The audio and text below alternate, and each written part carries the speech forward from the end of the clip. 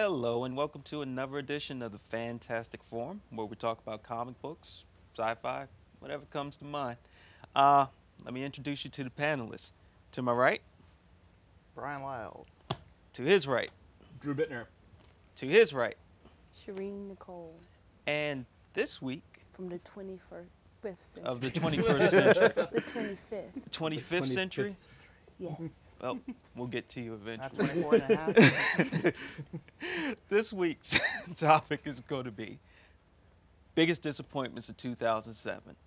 Now, saw a lot of things come out in 2007, many comics, many movies. A lot of them didn't live up to the hype. Let's talk about that. Bryan. I was disappointed with Bionic Woman. It was well overhyped. They brought in a British actress to play that role, and especially with the series opener, it just makes no sense to have 1 hour for technically it's a 2-hour movie, but you reduce it down to 1 hour, Right. and you sort of like just rushing and rushing and rushing. Mm-hmm. I just couldn't get into it at all. It was just completely wasted my time right there. Yeah, I had problems with it. It was a little bit too geek engineered, Mm-hmm. Where it was like, we'll pull the girl from like Battlestar Galactica into the Bionic Woman, and we'll get like, the guy who was the voice of Sinestro in Justice League Unlimited, and also who, with George Clooney's cousin. And there was too much going on with no apparent direction. No. So no, yeah, wow. trust If you me, want I'm to with see you on that that. actress do a good job, watch Jekyll from the BBC. Oh yes, that's where I saw her from. She was yeah. great in Jekyll. Okay, Drew. Biggest disappointment for me, I'll give one comic book and one TV. The comic book one was, I thought the ending of World War Hulk was pretty weak. It's like all this big build-up and then just kind Right. of folds at the last second. Right. So I don't think they had like a really strong close to the series. After been so good for so long, I thought it was kind of a letdown. But they Right. sort of like leave it off with, okay, it's all done. That's it. Okay, we're done. I know. It's like a Spike Lee film. I know. Exactly. It's sort of like, well, Two End it to great save acts, the and then Right. It's like checking we're sort of out of time. Okay, and that's right. the Stephen King novel from the 90s. Exactly, and the TV one that was a disappointment, Heroes, the half season we had of Heroes, I don't think really lived up to the first season. I think it was slow to get rolling. I think the characters they introduced, for the most part, were not very interesting. I did like the girl who was able to get the powers after looking at something. I liked her character. That's a cool. That's a the cool only good power. cat, Monica. She Yeah. was the only interesting But they didn't give her anything addition. fun to do, They didn't- and even her story kind of like pumps Yeah, it out. was, yeah. You It know, it's like, is a lot of issues for nothing. I mean, a lot of episodes for nothing to happen. exactly, and I mean, I think, Tim Kring said they tried the same model as the first season, starting off real slow, everyone's all spread out, and everything kind of pulls together toward the end, but it's just like, it took too long, the audience was already on board, you don't need to build up quite the same, because if your audience knows where you're coming from, you don't need to sort of reinvent the wheel in your second season. Not only So- that, but you should rise. The writing should rise to the level of the characters. You don't dumb the characters down to make up for the fact that you're not writing. I'm sorry. I Right, don't mean to and be don't rude. and don't and don't, and don't twist the characters to make a plot point happen. Right. So. That makes absolutely no sense when that character would never do that. Yeah. Now I know. Now we know why the writers went on strike. They ran out of ideas. Yeah, they're basically out of ideas. Yeah. No, I think they were just like, we're going on strike in about 15 minutes. Yeah, we're doing nothing. Damn you all. I support All you right, though. Sherin, I got your biggest back. disappointment of 2007. In comic books, for me, it would have to be cancellations like American Virgin and Welcome to Tranquility. Both. That got canceled? I thought, Yeah. I thought it Okay. got canceled. Something else got canceled that I love too. Dan Slott leaving She-Hulk. Things like that disappointed me because I'm a writing fan. Go writers. Except for the ones who write for television, right? No, I love television writers. I love the writers on Heroes. I think they were really like, we're not giving you a damn thing. We're going on strike, so screw you. And they did. Screw you guys, I'm going home. And that's what they did. No, I'm a big fan of writers everywhere. I mean, I don't care how great an actor you are. I don't care how great a director you are. No writing, you've got nothing. Okay. You know, so unless you're doing American Idol or something, but even then you have to have writing. So those were the disappointments for me, because those are great series and they're gone. Yeah. As far as television, gosh, movies, I could literally smell, what was that dang thing, Ghost Rider? I could smell it. It stank. I woke up and I thought somebody farted, but it was the film.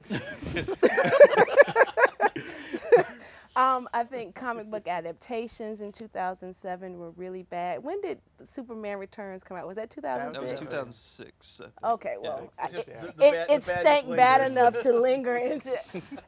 So, you know, those, yeah, I'm ranting. I'm done. Thanks. Just me personally, like my biggest disappointments comic-wise was Countdown. I really wanted to like that thing. I wanted to like it so much.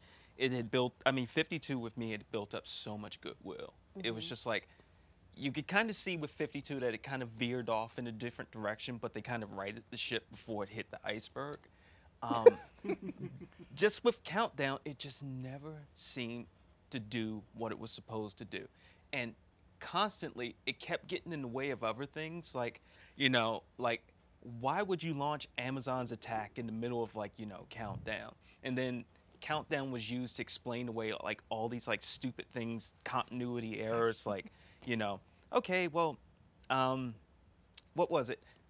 After Impulse dies, they have to do this whole thing in Countdown to kind of explain how his death affects everything. And it's just like, that was stupid. And then Kyle Rayner comes back, you know, in Countdown while he's tearing up the universe in the Green Lantern series. Exactly. Yeah. So yeah, there were a lot of disappointments, and unfortunately a lot of them came from DC Comics. But you know what? That's a whole nother topic.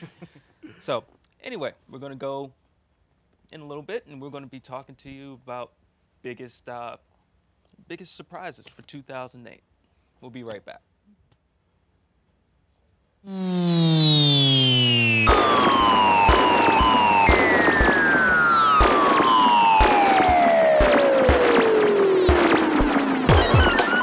Cool toy segment today on Fantastic Forum. In the line of really cool, expensive stuff, we have a series of limited special edition replicas from a host of classic television series. Jerry and Sylvia Anderson's Space, 1999. Thunderbirds, the Super Marionation series of the 1960s. Jerry and Sylvia Anderson's UFO. And from the fantasy worlds of Irwin Allen, Voyage to the Bottom of the Sea. Space 1999's Eagle and Hawkcraft. The Eagle with a special laboratory section. Thunderbirds, Thunderbird 2. Thunderbirds, Lady Penelope's Pink Limousine. UFOs, Shadow Mobile Unit. Thunderbird 3. Thunderbird 1. Seaview Nuclear Missile Submarine with the Flying Sub. Thunderbird 2. All these toys are painstakingly reproduced to studio specifications for special effects models, with the most minute details included from the original series. Really, really cool, expensive toys here on Fantastic Forum.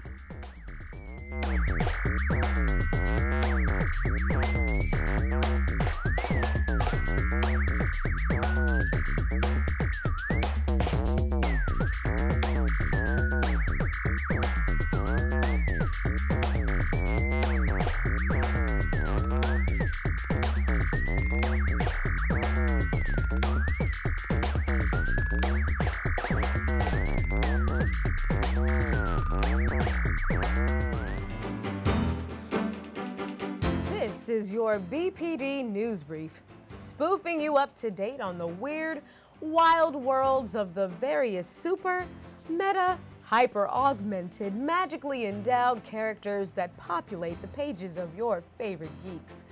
This is BPD, where our geek is meta. I'm Andrea McPherson. And I'm Ulysses Campbell. And here's what's going on. Green sure is sexy. In a recent study, doctors have related promiscuity to the color green. Green Arrow, Hal Jordan, Savage Dragon, and She-Hulk are all happy to be finally understood. Back to you, Jim. Thanks, Jim. Mechanicsville City Fathers announced that the city is welcoming criminal organization A.I.M, Advanced Idea Mechanics, to its pantheon of local businesses. Representatives of the City Council and Chamber of Commerce made the announcement on Thursday at groundbreaking ceremonies for A.I.M's new secret subterranean base. While being primarily known as criminal scientists, A.I.M also has substantial guerrilla military forces with some of the most technologically advanced armored vehicles and aircraft on the face of the earth. A.I.M Scientist Supreme said, "When you look at it, there really isn't any other choice for us as a primary base of operations. A blind man could appreciate the delicious irony of it all. We're laughing at those super fools' faces every time we come into the office." The local civic and business community is upbeat about the prospects for having A.I.M in town and downplayed residents' fears that the criminal enterprise will attract metahuman intervention. Representatives of the City Council, as well as the Chamber of Commerce, who declined to be identified or comment on the record, stressed the incalculable benefits to the local tax base and the potential service to unemployed that A.I.M will bring. Notable successes for the criminal super scientists include the creation of the original reality-bending cosmic cube, the power-duplicating super adaptoid, and the monstrous super genius MODOK, mental organism designed only for killing. The organization has also been linked to the new Scorpion and the Live Wires. Back to you, Jim. You can always visit us on the web at this address, http://buglesplanet.blogspot.com/. Check us out on the net at this address. Tune in next week for more of your BPD Newsbrief. Thanks for joining us and have a pleasant tomorrow.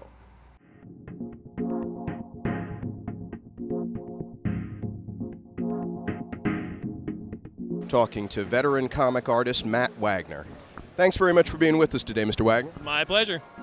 You know, I have admired your work for a number of years. I think the first thing that I had seen you work on was Batman and the Monster Man, which I was very impressed with you. And I later picked up Faces, which I understand some of your earlier work.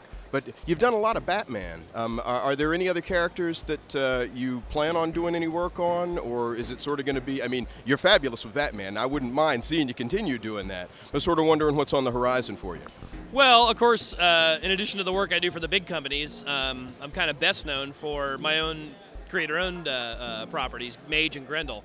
Last year was Grendel's 25th anniversary, so I just finished an 8-issue brand new Grendel series for last year.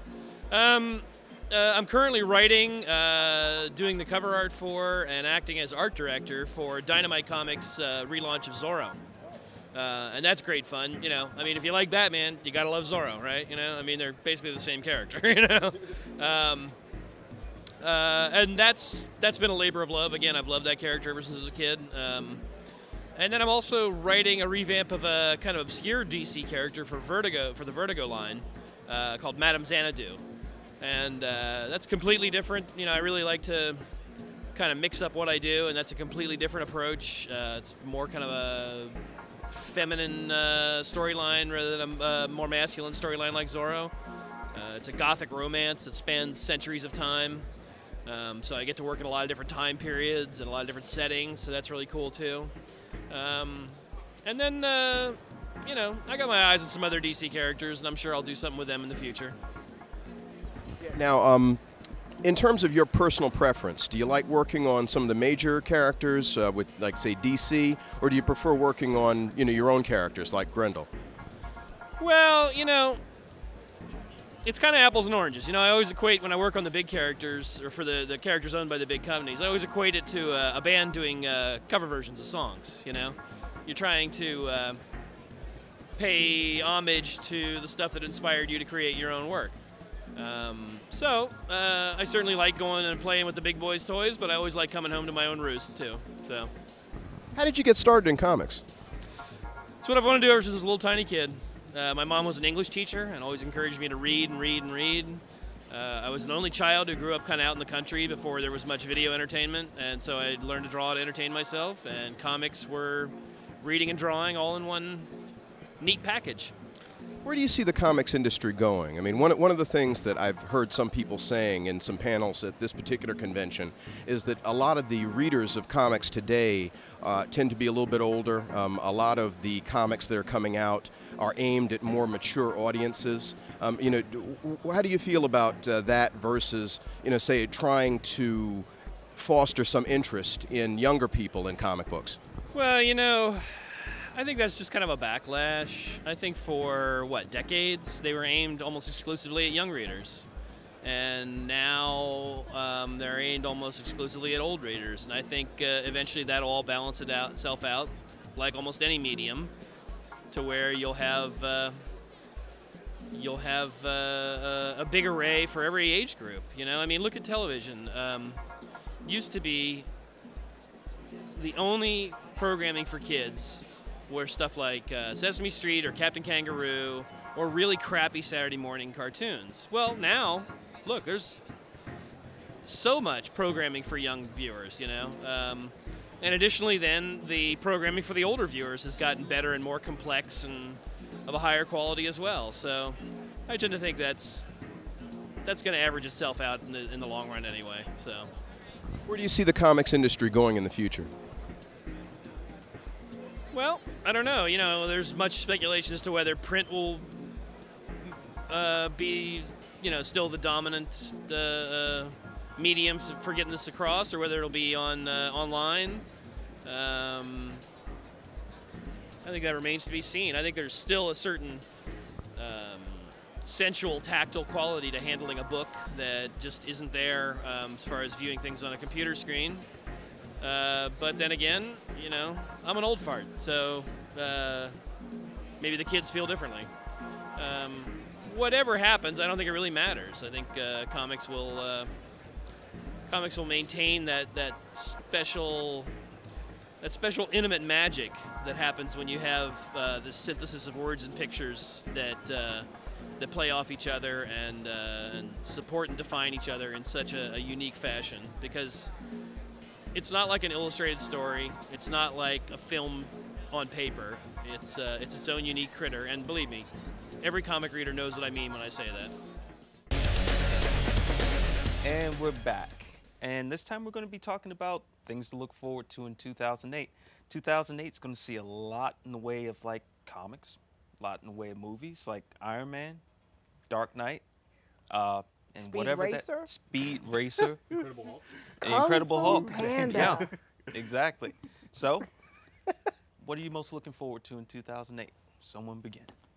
Well, let's see. Actually, what I'm looking forward to is I'm kind of looking forward to Iron Man and Hulk crossing over because they're using scenes and actors to bridge the two movies together. And they're going to be released back-to-back months. Iron Man comes out in May, Hulk in June. Oh, wow. So Samuel L. Jackson plays Nick Fury in both. From what I understand, I think Tony Stark has a cameo in Hulk. So, yeah, they're really kind of laying the groundwork. Now that Marvel is paying for these things out of their own pocket and doing these movies themselves, there's going to be a lot more continuity and a lot more, I think, creative control from the comic book side. Right. Which I think will make them a lot better movies. Right, and isn't this whole thing with Nick Fury supposed to be kind of like a springboard to a possible Avengers movie too? Absolutely. Okay, so it's all good. So, anybody else? I like the lovely lady. I know she has something. I got nothing. She's looking forward to nothing in 2008. The end of Yep. the strike. No, well, yeah, the end of the strike would be great. The writers getting paid appropriately. More Vinyl Underground, I love it. That's It's a like great book. it's like a Hellblazer Hitman cocktail. It's beautiful. Yeah. Looking forward to more Reaper. I really enjoy Oh, Reaper. yes. It's getting better and better. Yes. Good show. Yeah, it is a good show. Pushing Daisies. Pushing Daisies is good stuff. I kind of feel like, what's the big guy's name? Chi McBride's character's name? Emerson. Emerson. I'm waiting for him to touch her again. I know that's wrong, but I feel that way. Touch her again. Doink. Yeah. Yeah, I'm wondering if there's a time limit, like if he touches the dog, will it have expired and he can no longer affect them or whatever? That would be interesting. Yeah, I don't know what else I'm looking forward to. There's something. I'm looking forward to them begging Joss Whedon to come back and do Wonder Woman and them hiring Gina Torres as the main character. And then Gina Torres and Joss Whedon's Wonder Woman would be fabulously fantastic. Next. You can't stop me. With a bullet, I can't. Yeah, try Next. it.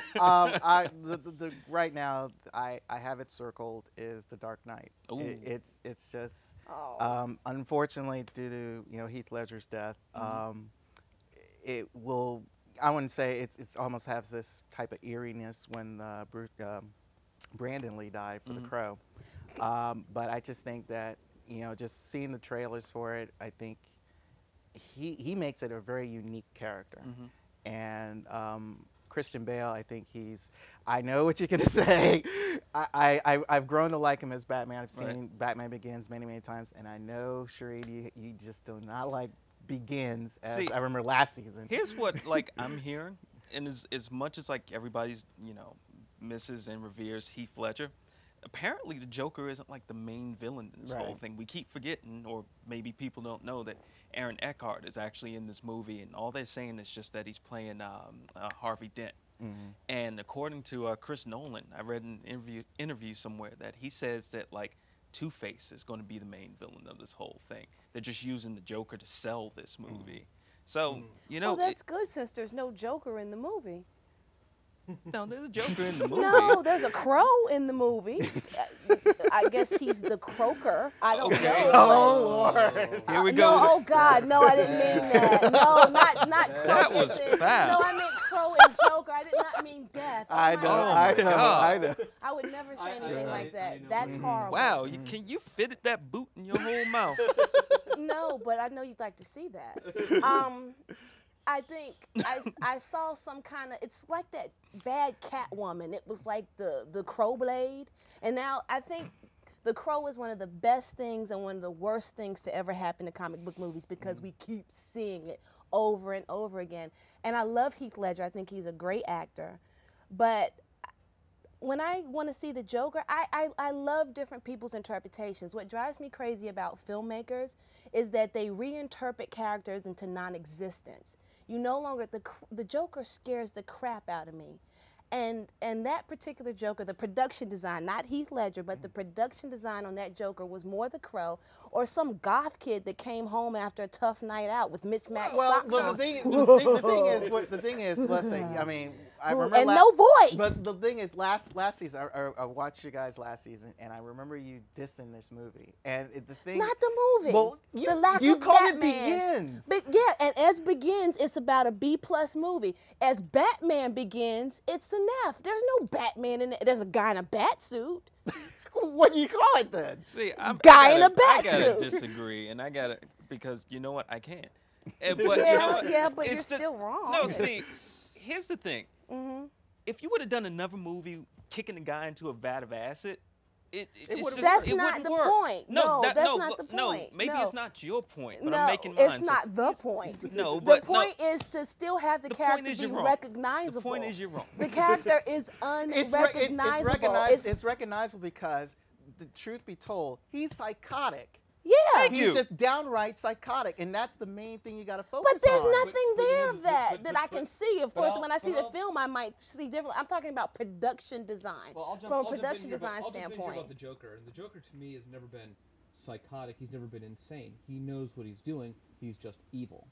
I think he's insane and evil. I don't think he's insane. No, he's I think just everything insane. he does- Yeah. He's everything insane he because does of has a Lazarus. reason. Everything he No, does, he's every insane. insane everything person he has to does be like is totally righteous nuts, in his though. own But But mind. he's that's the thing, it's insane like- because the Lazarus pit made him No, sane no, when that's he was no, that you're talking revitalized. comics now. We're talking. Oh my God, apples and He is oranges. The collision of these Apples two and worlds. Peaches and herb. The That's what it is. Joker. What do you mean? Comics, movies, the Joker is the Joker. What I'm saying is purely from production design. I don't need him to look the same. I'm an artist. I understand reinterpretation. What I don't understand is reinterpretation into oblivion. It still has to be the Joker. If you're gonna make Catwoman, it should still be Catwoman. If you're gonna make Daredevil, damn it, where the hell is Stick? He doesn't belong in Elektra. Just have respect enough for the material to create something that is somewhat But see, this is recognizable. all I'm saying. driving a Volkswagen Beetle. This is all I'm saying. Exactly. This is all I'm saying. And just to wrap it up, Batman plus Joker plus Gotham City equals Batman to me. All right. And on that spirited note, there goes another edition of Fantastic Forum. We thank you for being here, and please join us again when we'll do it again. Take care. Bye.